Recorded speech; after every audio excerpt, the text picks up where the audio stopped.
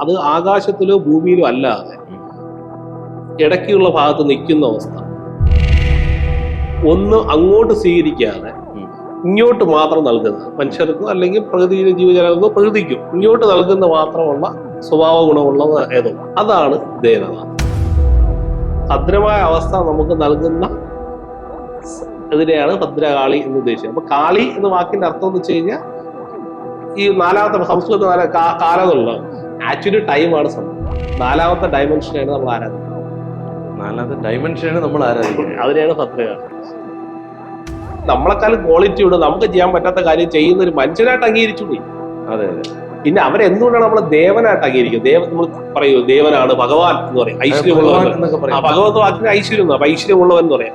അങ്ങനെ പറയുന്നതിന് കാരണം വെച്ച് കഴിഞ്ഞാൽ അദ്ദേഹത്തിന് ഐശ്വര്യം ഉണ്ടായത് അതേ കർമ്മം ചെയ്തുണ്ടാക്കിയത്. ഇന്ന് നമ്മോടൊപ്പം അഭിലാഷ് ആര്യാണ് കൂടെയുള്ളത്. സ്വാഗതം. ഈ ദൈവസങ്കല്പം എന്നും ഒരു കൺഫ്യൂഷനാണ്. ദേവതയും ദൈവവും ദേവതയും ഇത് തമ്മിൽ എന്താണ് വ്യത്യാസം? അത് രണ്ട് തന്നെയാണ്. ദിവ്യ ഗുണമുള്ള വസ്തു ഏതും അതിനെയാണ് നമ്മൾ ദൈവം എന്ന ദേവത എന്ന ഉപയോഗിക്കുന്നത്. അപ്പൊ ദിവ്യ ഗുണമുള്ള വസ്തുക്കൾ എന്ന് വെച്ചാൽ ഉദാഹരണത്തിന് അഗ്നി ഒരു ദേവനാണ്, അല്ലെ ദേവതയാണ്. അതിൽ ഈ പുരുഷ ശബ്ദം വരുന്നതുകൊണ്ടാണ് ദേവനെന്നും ദേവി എന്നുള്ള മാറ്റം വരുന്നത്. ദേവത ആണ് കറക്റ്റ് വേർഡ്. അപ്പൊ ദേവത എന്ന് പറഞ്ഞാൽ ഇത്രയേ ഉള്ളൂ, അത് ആകാശത്തിലോ ഭൂമിയിലോ അല്ലാതെ ഇടയ്ക്കുള്ള ഭാഗത്ത് നിൽക്കുന്ന അവസ്ഥ. അത് ടെക്നിക്കലി പറയുന്നതാണ്. രണ്ട്, ഒന്ന് അങ്ങോട്ട് സ്വീകരിക്കാതെ ഇങ്ങോട്ട് മാത്രം നൽകുന്നത്, മനുഷ്യർക്കോ അല്ലെങ്കിൽ പ്രകൃതിയിലെ ജീവജാലങ്ങൾക്കോ പ്രകൃതിക്കും ഇങ്ങോട്ട് നൽകുന്ന മാത്രമുള്ള സ്വഭാവ ഗുണമുള്ളത് ഏതോ അതാണ് ദേവത. ദേവത അങ്ങോട്ട് സ്വീകരിക്കില്ല, അങ്ങോട്ട് സ്വീകരിക്കാൻ പറ്റൂല. കാരണം അതിന്റെ സ്വാഭാവികതയാണ്. സൂര്യൻ ഒരു ദേവതയാണ്. കാരണം വെച്ചാൽ സൂര്യന് പ്രകാശിച്ച് കത്തിത്തീരുക എന്നുള്ളതാണ് അതിന്റെ ധർമ്മം. അതിൽ നിന്ന് വരെ ഇങ്ങോട്ട് തരിക എനർജി നമുക്ക്. അതെ, അങ്ങോട്ടൊന്നും പുള്ളിക്ക് കൊടുക്കാൻ പറ്റൂല, വേണ്ട.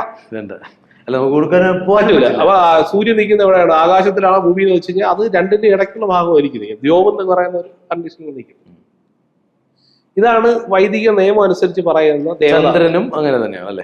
എന്ത് വസ്തു ആയിക്കോട്ടെ, നമ്മൾ എന്ത് മനസ്സിലായി. അത് ഗ്രഹങ്ങളുടെ കാര്യങ്ങളാണ് പറഞ്ഞത്. അല്ല, ഇപ്പൊ ഉദാഹരണത്തിന് നമുക്ക് ദേവതകൾ പറഞ്ഞ എന്തൊക്കെയാണ്? ഉദാഹരണത്തിന് പറയാം, നമ്മൾ പ്രധാന ദേവത പഞ്ചഭൂതങ്ങളുടെ ദേവതയാണ് പറയും, ഇല്ലേ? അതെ. അതിൽ അഗ്നി പറഞ്ഞു, വായു, ജലം, ആകാശം, ഭൂമി, ഇതെല്ലാം ഒരു ദേവതയാണ്. കാരണം ഇതൊന്നും അങ്ങോട്ട് നമ്മളെ എന്ത് ചെയ്യുന്നില്ല. നമ്മൾ മനുഷ്യൻ ഉൾപ്പെടെ, മനുഷ്യനെ ഉദ്ദേശിച്ച എല്ലാ ജീവിതം വരുന്നല്ല, മനുഷ്യനെ നമുക്ക് പ്രധാനമായിട്ട് എടുത്തു കഴിഞ്ഞാൽ നമ്മൾ ഇങ്ങോട്ട് സ്വീകരിക്കാറാണ് പദം, അങ്ങോട്ടൊന്നും കൊടുക്കുന്നില്ല. ഇപ്പൊ നമ്മള് അപ്പൊ അമ്പലത്തിൽ പോകുമ്പോ അവിടെ ഒരു ഭദ്രകാളി ഉണ്ട്, ദുർഗയുണ്ട്, അല്ല അത് സരസ്വതി. അതെ. അപ്പൊ അതിൽ തിരിച്ചറിയണം അമ്പലത്തിലുള്ളത്. നമുക്കിപ്പോ ദേവത സങ്കല്പമാണ് പറഞ്ഞു വരുന്നത്. അപ്പൊ ദൈവസങ്കല്പം മാറ്റി വയ്ക്കുക, തൽക്കാലം വയ്ക്കുക. ഇപ്പൊ ദേവതാ സങ്കല്പത്തില് ഭദ്രകാളി എന്ന് പറഞ്ഞ ഭദ്രം നൽകുന്നവൻ ആരോ അവനാണ് ഭദ്രകാളി. കാളിയെ എന്ന് പറഞ്ഞ സംസ്കൃതത്തില് ഈ ഇതുണ്ടല്ലോ, ഗ്രാമർ വരുമ്പോ കാളി എന്ന് പറഞ്ഞതാണ്.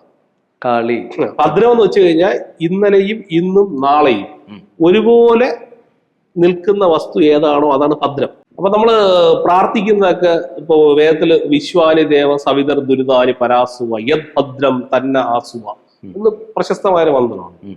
ജഗദീശ്വര, എന്റെ ദുരിതങ്ങൾ മാറ്റിയാൽ പകരം ഞങ്ങൾക്ക് ഭദ്രം നൽകിയാൽ.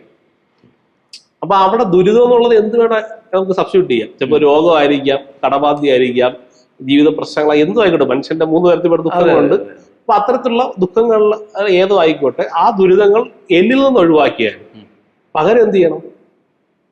ഭദ്രമായത് ഞങ്ങൾക്ക് നൽകണം. കാരണം എന്താണ്? കിട്ടുമ്പോൾ ഞാൻ ഒറ്റയ്ക്കല്ല അനുഭവിക്കുന്നത്, അങ്ങനെയാണ് സങ്കല്പങ്ങൾ. ഒരു ശരിക്കുള്ള കമ്മ്യൂണിസം വെച്ച വേദമന്ത്രങ്ങൾ എന്നാണ് എനിക്ക് മനസ്സിലായിട്ടുള്ളത്. അതെ, സോഷ്യലിസം അത് പറഞ്ഞ. അപ്പൊ അതില് ഭദ്രം എന്ന വാക്ക് ഉദ്ദേശിക്കുന്നത് ഇന്നലെയും ഇന്നും നാളെയും നിലനിൽക്കുന്ന വസ്തുവാണ് ഭദ്രം.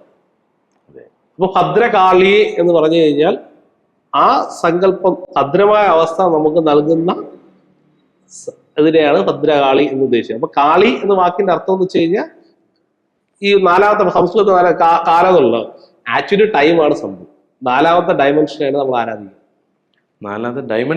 ആരാധിക്കുന്നത്. അതിനെയാണ് ഭദ്രകാളി. എനിക്ക് ഇതുവരെ മനസ്സിലായിട്ടുള്ള കാര്യമാണ്. ചിലപ്പം പല മതത്തിൽ പല അഭിപ്രായവും അല്ലെങ്കിൽ പല മതം ഉദ്ദേശിക്കുന്ന അഭിപ്രായങ്ങൾ ഉണ്ടായിരിക്കാം. പക്ഷെ 4th ഡയമെൻഷനാണ് ഭദ്രകാളിയായിട്ട് ഫീൽ ചെയ്യുന്നത്. 4ാമത്തെ ഡയമെൻഷനിലാണ് ഭദ്രകാളി ഉള്ളത്. അത് ദേവതയാണോ ദൈവമാണോ? അത് ദേവതാ സങ്കല്പമാണ്, ദൈവമല്ല. ഞാൻ പറഞ്ഞല്ലോ, ദൈവവും ദേവതയും തമ്മിൽ 30 ദേവതകളാണ്. അപ്പൊ ദുർഗയും സരസ്വതിയും മഹാവിഷ്ണുവും എല്ലാം ദേവതകളാണ്. എല്ലാം ദേവത. കാരണം വെച്ചാൽ ജനിച്ചു, ജീവിച്ചു, മരണപ്പെട്ടു. ഇപ്പൊ ജനിച്ച ദിവസം ഒരു നക്ഷത്രം ഉണ്ടായി, ജീവിച്ചതിന് ചരിത്രം ഉണ്ടായി, മരണപ്പെട്ടപ്പോ അത് മരണം ഒരു ചരിത്രമായി മാറി, അത് കീർത്തിയായിട്ട് കണ്ടിന്യൂ ചെയ്യുന്നു. അത് ഒരു ഉദാഹരണം പറയുകയാണെങ്കിൽ, ഉദാഹരണത്തിന് ഇപ്പൊ എടുക്കുമ്പോ ശിവനെ ആരാധിക്കുമ്പോ, ശിവൻ എന്ന് പറയുമ്പോ ശിവനായിട്ട് ആരാധിക്കുന്നത് ഇപ്പൊ മഹാദേവനുണ്ട്, ദക്ഷിണാമൂർത്തി ഉണ്ട്, ശങ്കരനുണ്ട്. ഇതെല്ലാം ഒന്നായിട്ടാണ് മനുഷ്യൻ ആരാധിക്കുന്നത്. സങ്കല്പത്തിൽ എല്ലാ ശിവരൂപങ്ങളാണ്. പക്ഷെ അങ്ങനെയല്ല, ഇതിലെല്ലാം പല കാലഘട്ടത്തിൽ ജീവിച്ചിരുന്ന പല യോഗികൾ, മഹായോഗികളാണ്. അതായത് ദക്ഷിണാമൂർത്തി വേറൊരു കാലഘട്ടത്തിൽ നമ്മൾ ഈ കാലഘട്ടത്തിൽ നമ്മൾ അവരെ കാണുമ്പോൾ നമുക്ക് കുറഞ്ഞ കാലഘട്ടത്തിൽ ഫീൽ ചെയ്യും. ആക്ച്വലി നൂറ്റാണ്ടുകളുടെ ഗ്യാപ്പാണ് ഇതിനിടയിലുണ്ട്. ഉണ്ട്. അത് ശിവൻ, ദക്ഷിണാമൂർത്തി, ഭൈരവൻ, ശങ്കരൻ, എന്തായിക്കോട്ടെ, ഏത് പേരിട്ട് വിളിക്കുന്നതായിരുന്നാലും ഇതെല്ലാം 30 ദേവതാ സങ്കല്പവും ജീവിച്ചിരുന്ന വ്യക്തികളുമായിട്ട് കണക്ട് ചെയ്യുന്നതുകൊണ്ടാണ് നമുക്ക് ഈ താന്ത്രിക കർമ്മം നടക്കുന്നത്. ശരി. അതിൽ ശിവന്റെ പല പേരുകളല്ല. അല്ലല്ല, ഇത് ശരിക്കും പറഞ്ഞ ഈശ്വരന്റെ നാമം ഓം എന്നും ബാക്കി അവന്റെ കർമ്മത്തെ കുറിക്കുന്നതാണ് രണ്ടാമത് വരുന്നത്. അതാണ് നമ്മളിപ്പം ഈ അഷ്ടോത്തരം. അപ്പൊ എല്ലാ ദേവതകൾക്കും അഷ്ടോത്തരമുണ്ട്. അപ്പൊ ശിവന്റെ അഷ്ടോത്തരം പറയുന്ന സമയത്ത് 108 മന്ത്രങ്ങളില് പല പേരുകളും അതിനകത്ത് ഉണ്ട്. പക്ഷെ അതിൽ 7ാമത്തെ മന്ത്രം കാലഭൈരവായ പറയുന്നുണ്ട്. പക്ഷെ ഇതെല്ലാം ഓരോ കാലഘട്ടത്തിൽ ജീവിച്ചിരുന്ന യോഗികളാണ്. അല്ല, അങ്ങനെയല്ല. അതിൽ വരുന്ന സംഭവം എന്ന് വെച്ച് കഴിഞ്ഞാൽ, ഇതില് 7ാമത്തെ മന്ത്രം ഓം വിരൂപാക്ഷായ നമഃ. രൂപമില്ലാത്തവനെ രൂപമില്ലാത്തവൻ. വിരൂപം എന്ന് വെച്ച് കഴിഞ്ഞാൽ എന്താണ്? രൂപം ഇല്ലാത്ത അവസ്ഥ, അല്ല മോശപ്പെട്ട രൂപം എന്നല്ല അർത്ഥം. അപ്പൊ സാധാരണ എല്ലാവരും വിരൂപനായി അതല്ല. രൂപമില്ലാത്തവനെ നിനക്ക് അക്ഷമുണ്ട്. അക്ഷം എന്ന് വെച്ചാൽ കാഴ്ചയുണ്ടെന്നാണ്, കണ്ണുണ്ടെന്നല്ല അർത്ഥം. കാഴ്ചയുണ്ട്. രൂപമില്ലാത്തവന്, ശരീരമില്ലാത്തവന്, അരൂപിയായ ഒരാൾക്ക് കണ്ണുണ്ടാവില്ല. പക്ഷെ നിന്റെ കാഴ്ചയുണ്ട്, നീ എന്നെ കണ്ടുകൊണ്ടിരിക്കുന്നു. അപ്പൊ നിന്റെ നിയമം അനുസരിച്ച് നിന്നെ ഭയപ്പെട്ട് ഞാൻ ജീവിച്ചു കൊള്ളാം എന്നുള്ള ഒരു പ്രജ കണക്കുള്ള ഒരു പ്രാർത്ഥനയാണ്. പ്രജയുടെ പ്രാർത്ഥന പോലെയാണ് ആ സ്ഥാനം വരുന്നത്. മനസ്സിലായി. ഓം എന്നുള്ള ഈശ്വരന്റെ നാമവും മറ്റത് കർമ്മവും അല്ലെങ്കിൽ അതിന്റെ ഗുണത്തെ സൂചിപ്പിക്കും. തീർച്ചയായും എനിക്ക് മനസ്സിലായി. അപ്പം ഇതിപ്പോ നമ്മൾ അഷ്ടോത്തരത്തിൽ ഇങ്ങനെയാണ്. അപ്പൊ പല പേരുകൾ അതിന് ശങ്കരായ എന്നൊക്കെ വരുന്നത്. പക്ഷെ അതില് വ്യക്തികൾ വേറെയാണ്, എല്ലാം വേറെ. അപ്പൊ നമുക്ക് ദേവതാ സംഘം ആദ്യം പറയാം. 30 ദേവത വെച്ച് പ്രപഞ്ചത്തിന്റെ സൂക്ഷ്മ എനർജി സോഴ്സുകളെയാണ് നമ്മൾ ദേവതാ സങ്കല്പത്തിൽ പറയുന്നത്. ഇത് മനുഷ്യന് അനുകൂലമായിട്ടുള്ളതുണ്ട്, പ്രതികൂലമായിട്ടുള്ളത്. ഇനി ഈ ഊർജത്തെ താന്ത്രിക വിധിപ്രകാരം ഞാൻ പറയല്ലോ, ജനിച്ച് ജീവിച്ച് മരിച്ച വ്യക്തികളുമായിട്ട് കണക്ട് ചെയ്തിട്ട് ചരിത്രമായിട്ട് ചേർത്ത് വെച്ചിട്ട് നമ്മളൊരു അമ്പലത്തിലേക്ക് കൊണ്ടുവരികയാണെങ്കിൽ ഒരു താന്ത്രിക കർമ്മത്തിന്റെ അടിസ്ഥാനത്തിൽ അത് ഓടിക്കൊണ്ടിരിക്കും. ഇപ്പോ ഇവിടെ ഞാൻ എന്റെ ഒരു സംശയം തീർക്കാൻ വേണ്ടിയിട്ടാണ്.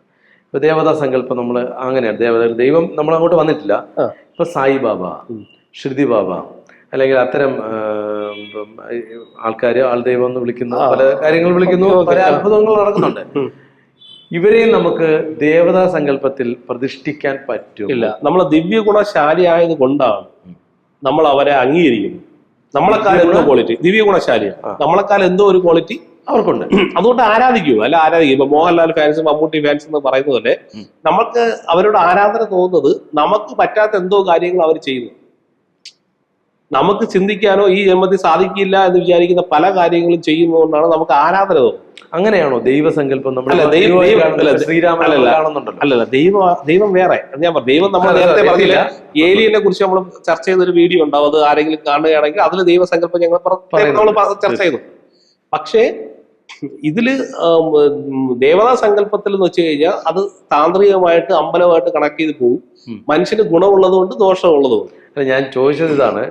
ഇപ്പം സാധാരണ ദേവതകൾക്ക് ശിവനായിരുന്നാലും ജീവിച്ചു മരിച്ചു, നക്ഷത്രം ഉണ്ടെന്ന് പറഞ്ഞു. അങ്ങനെയാണെങ്കിൽ ഇപ്പം സായിബാബ, ഷിർദി ബാബയ്ക്ക് അമ്പലമുണ്ട്. ഇതൊക്കെ താന്ത്രിക. അതാണ് പറഞ്ഞത്. നമ്മളിപ്പോ മനുഷ്യന് ഈ ദിവ്യഗുണശാലിയായ മനുഷ്യനെ അംഗീകരിക്കാത്തുണ്ട്. ഇപ്പൊ എനിക്ക് മമ്മൂട്ടി ഫാൻസിന് മോഹൻലാൽ ഇഷ്ടമില്ലാതെ വരാം. അതെ. അതുപോലെ ഇപ്പൊ ഹിന്ദു ആയിട്ടുള്ള ഒരു ആചാര്യൻ, ആത്മീയ ആചാര്യൻ കുറെ അനുയായികൾ ഉണ്ടാക്കി, ഒരുപാട് നല്ല കാര്യങ്ങൾ ചെയ്തു. അപ്പൊ അദ്ദേഹത്തെ ഒന്ന് നിഷേധിക്കുക, തള്ളിപ്പറയുക എന്നുള്ളത് നമ്മുടെ ഒരു എന്താ ഒരു കേരളത്തിലെ കൾച്ചർ പ്രബുദ്ധ എന്ന് പറയുന്ന ഒരു അറിവില്ലായ്മയാണ്. ആക്ച്വലി അങ്ങനെ അല്ല. കാരണം വെച്ച് കഴിഞ്ഞാൽ നമ്മളെക്കാളും ക്വാളിറ്റിയോട് നമുക്ക് ചെയ്യാൻ പറ്റാത്ത കാര്യം ചെയ്യുന്ന ഒരു മനുഷ്യനായിട്ട് അംഗീകരിച്ചൂടെ. അതെ. പിന്നെ അവരെന്തുകൊണ്ടാണ് നമ്മൾ ദേവനായിട്ട് അംഗീകരിക്കുന്നത്? നമ്മൾ പറയൂ ദേവനാണ് ഭഗവാൻ എന്ന് പറയും, ഐശ്വര്യമുള്ളവൻ. ഭഗവത് വാക്കിന് ഐശ്വര്യം, അപ്പൊ ഐശ്വര്യമുള്ളവൻ എന്ന് പറയാം. അങ്ങനെ പറയുന്നതിന് കാരണം വെച്ച് കഴിഞ്ഞാൽ അദ്ദേഹത്തിന് ഐശ്വര്യം ഉണ്ടായത് അതേ കർമ്മം ചെയ്തുണ്ടാക്കിയത്. അതെ. പക്ഷെ നമ്മളെക്കാലം ദിവ്യ കൊണ്ടുണ്ടായി. മനുഷ്യൻ ഇപ്പൊ ഉദാഹരണം അസുരന്മാര് നമ്മളെ ഇന്നത്തെ കാലഘട്ടത്തിൽ അത് പറഞ്ഞു കഴിഞ്ഞാൽ ക്രിമിനൽസ്, അവര് രാത്രിയിൽ ജീവിക്കാൻ ആഗ്രഹിക്കുന്നു, സാമാന്യ നിയമത്തിന് മുമ്പ് വരാതെ ജീവിക്കാൻ ആഗ്രഹിക്കുന്നു. എന്തോ ആയിക്കോട്ടെ, അതായത് നോർമൽ സോഷ്യൽ വ്യവസ്ഥയിൽ ജീവിക്കാൻ ആഗ്രഹമില്ലാത്ത ആൾക്കാരെയാണ് നമ്മൾ ഈ അധോലോകം എന്ന് പറയുന്ന സാധനം. അതാണ് അസുരന്മാരാണ്. തിരിച്ച് മനുഷ്യരെന്ന് പറയുന്നത് സാധാരണ ജനിച്ച് ജീവിച്ച് മരിക്കുന്നു, അടുത്ത തലമുറ സൃഷ്ടിക്കുന്നു, ഒരു വീട് വയ്ക്കുന്നു, പിള്ളേരെ പഠിപ്പിക്കുന്നു, സാധാരണ ജീവിച്ച മനുഷ്യന്റെ അവസ്ഥ. ഇനി ദേവൻ എന്ന് പറയുന്നത് ഇതിനപ്പുറമായി ഒരു സമൂഹത്തെ നയിക്കാൻ വേണ്ടി രണ്ട് തരത്തിൽപ്പെട്ടുണ്ട്. പിതൃയാനം, ദേവയാനം എന്നുള്ള രണ്ട് യാനമാണ്. അതായത് നല്ല പരമ്പരയെ സൃഷ്ടിച്ചു, നല്ല പിള്ളേരെ ഉണ്ടാക്കി, നല്ല ബ്രീഡിനെ ഉണ്ടാക്കി, നല്ല കുടുംബം ഉണ്ടാക്കി, നല്ല കുട്ടികളെ സമൂഹത്തിന് കൊടുക്കണമെന്ന് ആഗ്രഹിക്കുന്ന ആൾക്കാർ. വേറെ ആൾക്കാർ വെച്ച് കഴിഞ്ഞാൽ സന്യാസിയായോ പ്രചാരം നടത്തി സമൂഹത്തിന് ഗുണമുള്ള അറിവുകൾ നൽകി സമൂഹത്തിന് ഡെവലപ്പ് ചെയ്യണമെന്ന് ആഗ്രഹമുണ്ട്. ഈ രണ്ട് രീതിയാണ് ഉള്ളത്. അതെ. അതില് ദിവ്യ ഗുണം പ്രകടിപ്പിക്കുമ്പോൾ നമ്മൾ അവരെ അംഗീകരിക്കും. അമിതാഭ് ബച്ചൻ നമ്മൾ കണ്ടിട്ടുണ്ടോ? അമിതാഭ് ബച്ചന്റെ അച്ഛൻ അമിതാഭ് ബച്ചൻ ഇനി അവര് നല്ലൊരു പരമ്പര സൃഷ്ടിക്കാൻ വേണ്ടി ശ്രമിക്കുന്നതായിട്ട് എനിക്ക് ഫീൽ ചെയ്തിട്ടുണ്ട്. ഇപ്പൊ ബച്ചൻ ഫാമിലി എന്ന് പറഞ്ഞതുകൊണ്ടാണ്. അതുപോലെ നല്ല പരമ്പരയെ സൃഷ്ടിക്കാൻ വേണ്ടി ബോധപൂർവ്വം ശ്രമിക്കുന്നത് ദിവ്യ ഗുണമാണ്, അവരെ നമ്മൾ അംഗീകരിക്കും. അതുപോലെ ഒരു പ്രസ്ഥാനം ഉണ്ടായിരുന്നു. ഇപ്പൊ സായിബാബ പൂർവ്വ ജന്മാർജിത യോഗിയോ ഈ ജന്മത്തിൽ കണ്ടിന്യൂ ചെയ്യുമ്പോൾ അത്ഭുത സിദ്ധികളുണ്ടാവും. അതിന് കാരണം വെച്ച് കഴിഞ്ഞാൽ ഈ പ്രകൃതിയുടെ ഊർജ്ജങ്ങൾ, ദേവതകൾ എന്ന് പറഞ്ഞ സാധനങ്ങൾ ഒരു സാധാരണ മനുഷ്യന് ശ്രമിച്ചാൽ ഇതൊക്കെ നമുക്ക് സിദ്ധമാക്കാൻ പറ്റും. അതിന് ജപാതി കർമ്മങ്ങളും തന്ത്രത്തിൽ കുറെ നിയമങ്ങളൊക്കെ ഉണ്ട്. അല്ലെങ്കിൽ വൈദിക കർമ്മം ചെയ്യുന്ന പ്രാണായാമം ചെയ്യുന്നവന് തുടക്കത്തിലെ ഇത്തരം അനുഭൂതികളൊക്കെ ഉണ്ടായിട്ടുണ്ട്. ഞാൻ അതാണ് ഇപ്പൊ ജനിച്ചു മരിച്ച ദൈവങ്ങൾ അല്ലെങ്കിൽ ദേവതകൾ, ദേവതയല്ല, അതാണ് ഒരു ജീവിച്ച് മരിച്ച ആൾക്കാരുണ്ട്. ദേവത വേറെ, അതൊരു സോഫ്റ്റ്വെയർ ആണ്.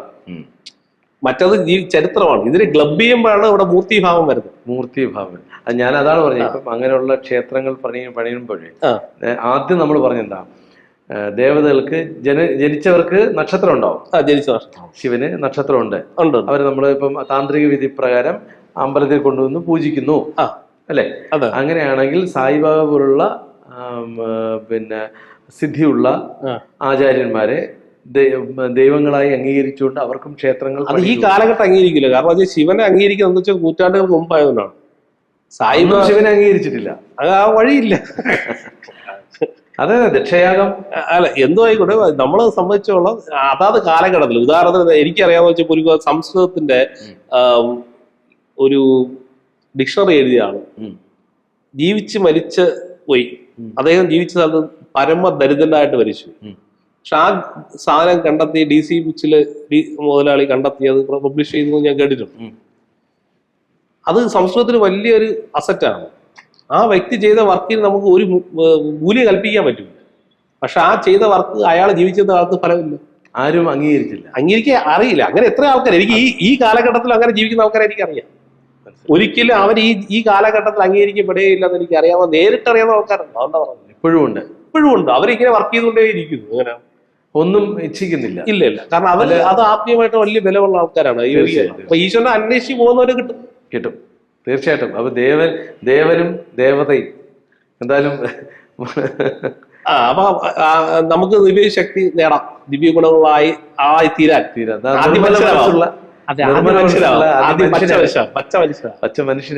പച്ച മനുഷ്യനായിട്ട് നമുക്ക് ദേവനായി തീരാം. തിരിച്ച് ഡൗൺവേർഡ് സ്പൈറലായിട്ട് അധോലോകത്ത് പോകാതിരിക്കട്ടെ. തീർച്ചയായിട്ടും. ഓക്കെ.